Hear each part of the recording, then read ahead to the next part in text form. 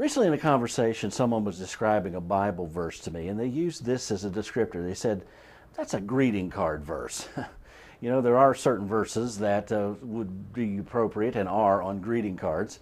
Many of those same verses I've used in the 250-odd recharge videos that we have together. But I'll ask you a question. What about those other verses? Those ones that are non-greeting card verses? What are they good for? Let's talk about that right now.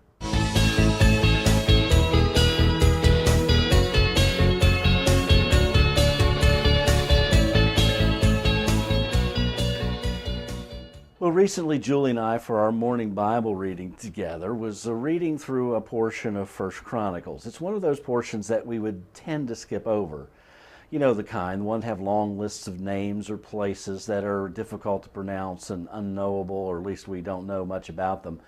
So what about those verses? Why are they in the Bible? Why is it taking up space? What about those verses that you will never see on a greeting card? Well, let me just read a couple of those verses, and maybe I could shed some light on this subject. This is a couple verses we read in 1 Chronicles chapter 6, and it's just a list of names, such as, the sons of Levi were Gershon, Kohath, Amari. These are the names of the son of Gershon, Libni, Shimni, and on it goes, verse after verse after verse. For more than 81 verses in that chapter alone, a list of names. We think, what is that all about? Well, it would have been important to them. It would have been important to the Jews of that Old Testament era to know their place and to know their place and know their family purpose in Israel. And these being Levites, it was the priestly line, and what he's explaining to them is the order in which they would serve God in the temple. But I want to think about a couple of other things. First of all, you see these names. Well, they may be strangers to us, but these individuals were not strangers to God.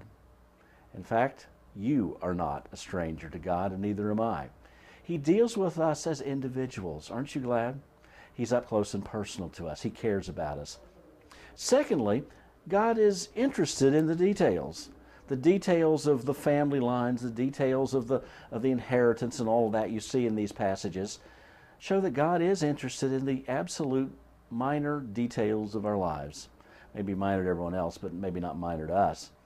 But God is interested in the details of your life and my life as well.